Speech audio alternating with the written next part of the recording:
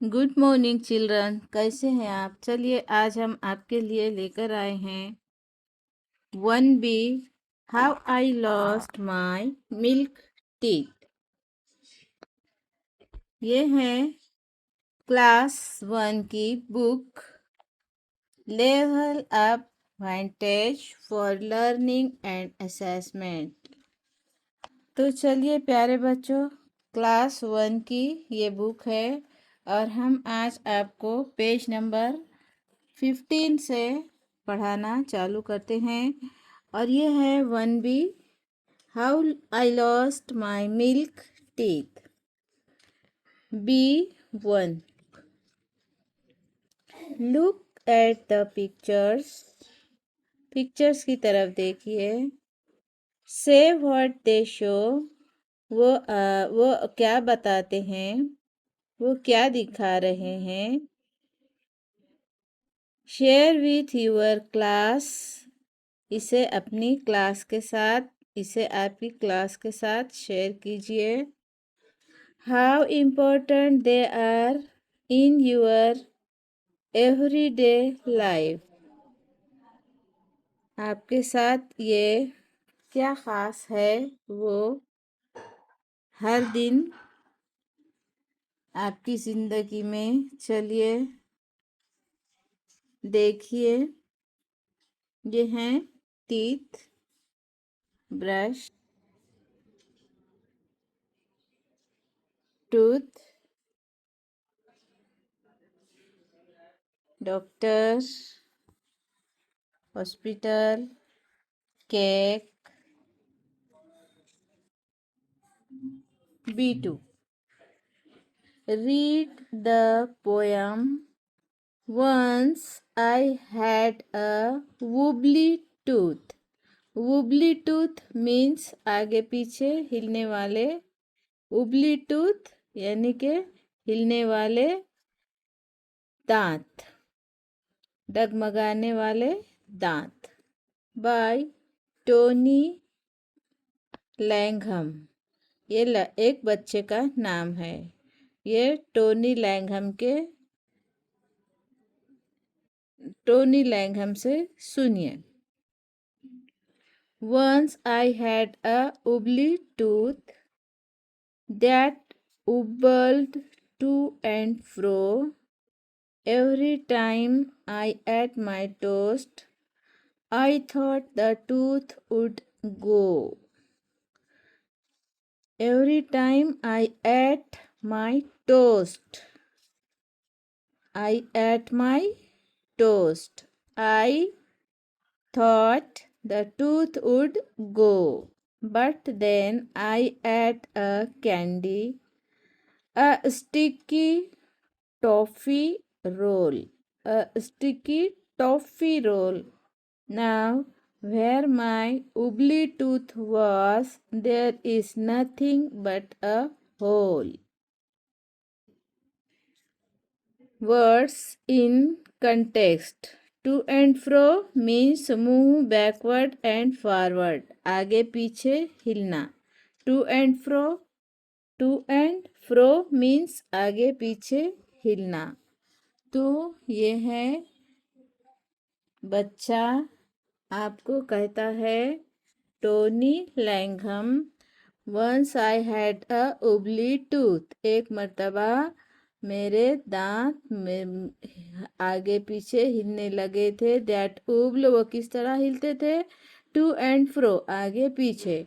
Every time I at my toast, her time मैं खाता रहता था toast. I thought the tooth would go, मैं सोचता था कि मेरे दांत चले जाएंगे, गिर जाएंगे, क्योंकि वो हिलते रहते थे। But then I ate a candy, लेकिन जब मैंने खाया एक candy, a sticky toffee roll, और एक स्टिकी सख्त टॉफ़ी रोल खाया।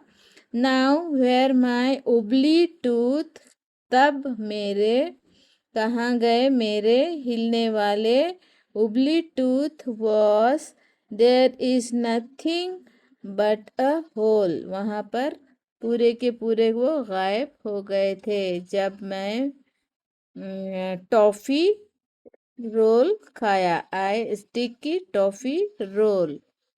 जब मैंने I ate a candy and sticky toffee roll. तो इस तरह से बच्चे के दांत पूरे के पूरे गायब हो गए। तो do you have a wobbly tooth? Find out. क्या आपका भी कोई दांत हिलता है? ढूंढिए इसे। आपका दांत कोई हिलता है आगे पीछे? हाँ, 7 साल की उम्र में 6 साल के बाद बच्चों के दांत हिलने लगते हैं और वो गिरते हैं। चलिए आगे बढ़िए। द पोएट टोनी लैंघम, जो अभी आपने ये पोयम सुना, टोनी लैंघम की is a poet and another of children's poems, stories and plays. He penned his first poem at the age of 7. जब वो 7 साल का था तब उसने ये पोयम लिखा था, ये टोनी लैंघम ने। चलिए, ये है comprehension. Comprehension B3. Choose the correct answer. Then check your answer with your partner. 1. What do you think the word wobbly means? Tick. आप उबली मीन्स के क्या मायने सोचते हैं? लिखिए। Loose, sharp, fixed, fixed, pointed, fixed, pointed. आप क्या सोचते हैं? Wobbly means loose. 2. When the poet says, I thought the tooth would go, he means it would A. Stop chewing, fall off, be loose, be taken out. चलिए आगे बढ़ते हैं। 3. How did the tooth finally become a hole? A. The tooth fell off when the poet was asleep. B.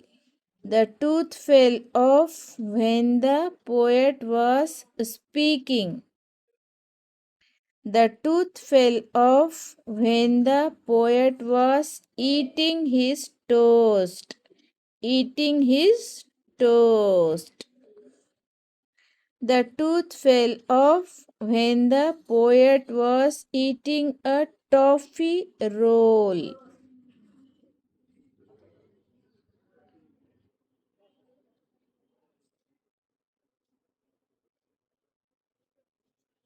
Poet was eating a toffee roll. This is सही answer. ये है उसका right answer. चलिए 4. What do you think? What do you think we would call tooth when we went to talk about more than one tooth? एक से ज़्यादा एक दांत रहा तो उसे हम टूथ कहेंगे, और एक से ज़्यादा दांत रहे तो हम उसे टीथ कहेंगे। Tooths no, teeths yes. Tooths no, teeths, teeths, teeth.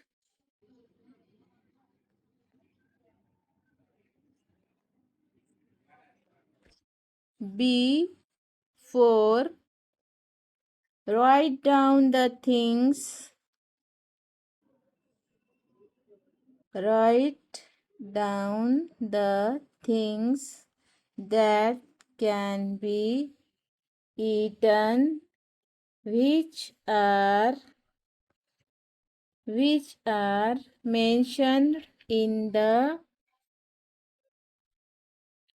poem. Make sentences of your own with them.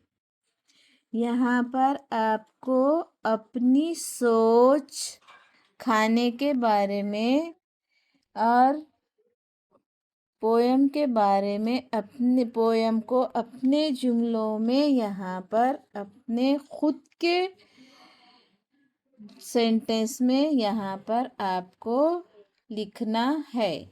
आप पोयम के बारे में अपने सेंटेंस बनाकर यहाँ पर आपको लिखना है। सेंटेंस बनाइए और लिखिए। B5 Do you have a ugly tooth? Do you have a ugly tooth? क्या आपके पास एक उबली हिलने वाला दांत है? Tell us more about it. Tell us more about it. उसके बारे में हमें और ज़्यादा बताइए। ये टीचर आपसे कह रहे हैं कि आप इन्हें बताइए। ये है क्लास। चलिए प्यारे बच्चों, आगे बढ़ते हैं और पढ़ते हैं। Art integration. Art integration. Drawing a tooth. individual work. Individual work. Look at the tooth on the right. It is smiling. Can you turn the plain tooth into something like this? Use pencils and crayons. Tell your class how you did it. तो प्यारे बच्चों, इस तरह आपको एक हंसता हुआ दांत बनाना है और उसे पेंसिल से और कलर पेंसिल से रंगना है। और आपने इसे कैसे बनाया अपनी क्लास को बताना है।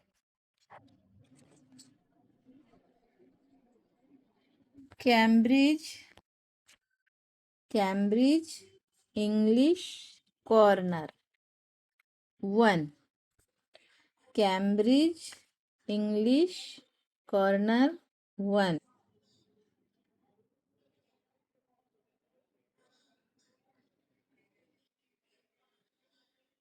CEFR level pre-A1 1। Look at the pictures and match। Pictures की तरफ देखिए और मैच कीजिए, जोड़ियां लगाइए। Right the words under each picture. Eyes ढूंढिए, आईज कहाँ पर है? कहाँ? नोज, नोज ढूंढिए कहाँ पर है? नोज। ये आपको मैच जोड़ियां लगाना है। छिन ढूंढिए, ये है छिन। टोज, टोज यहाँ पर आपको लिखना है टोज। हेड, आपको हेड लिखना है यहाँ पर, head. Feet, feet,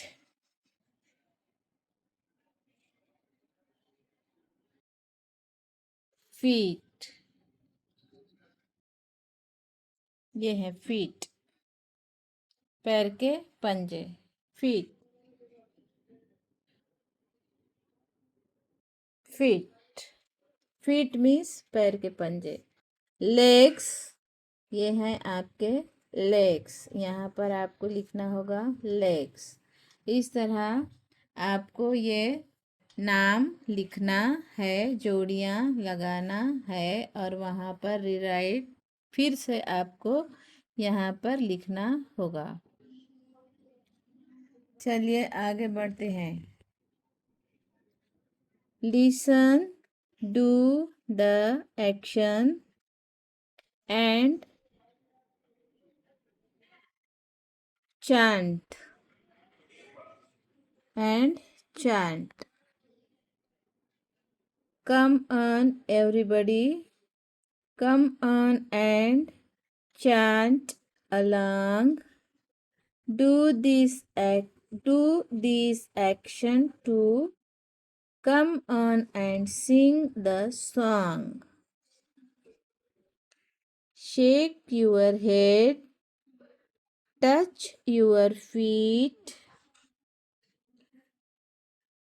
stretch your legs and touch your hair.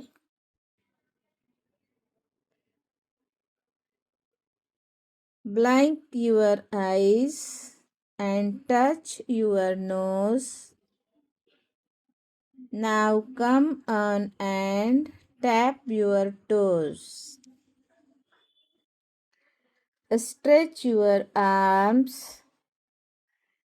touch your chin, open your mouth and say ha ha ha. Blink your eyes and touch your nose.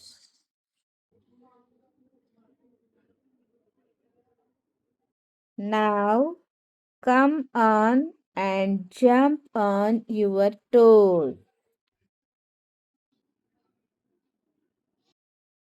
चलिए प्यारे विद्यार्थियों, अब इसे हम आगे बढ़ते हैं और इसे पढ़ते हैं। 3. Look, read and speak. प्यारे बच्चों, पहले आप उंगली रख कर पढ़ना सीखिए। हमारे साथ आप भी बोलिए। चलिए बोलिए। Look, read and speak. देखो, पढ़ो और बात करो। देखिए, पढ़िए और बात कीजिए। चलिए, ये है Varun. This is Varun. This is Paul. This is Paul. 1. He's got a small nose, closed eyes, and stretched hands. 2. He's got big round eyes, a curved nose, and a big smile. 3. His legs are stretched apart. His mouth is open because he is singing. His ears can be seen and we can even see his shoes.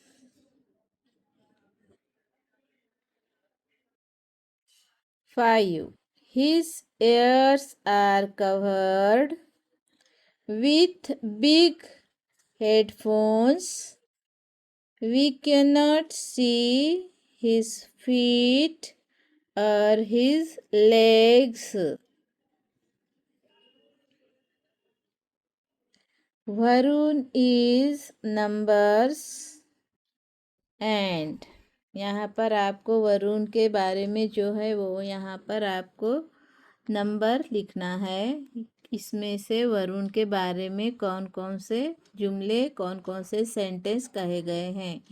And Paul, about पाउल के बारे में भी कौन कौन से यहाँ पर sentence है, वहाँ पर आपको उनके नंबर लिखना है।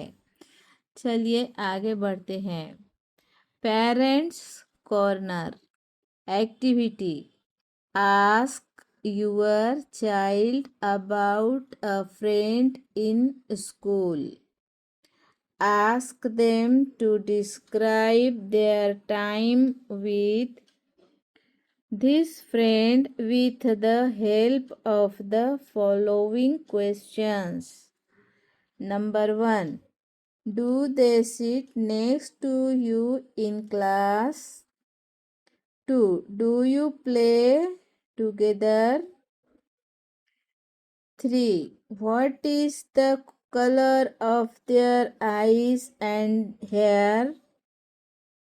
4. Do they have a small or a big nose? What are the games you play together? 6. Do you share your food with them?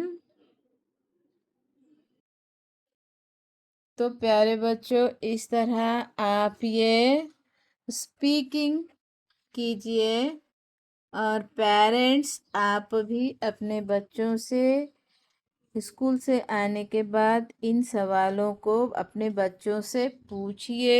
ये है क्लास फर्स्ट के स्टूडेंट्स और यहाँ पर वरुण और पाउल के बारे में यहाँ पर 5 सेंटेंसेस दिए गए हैं।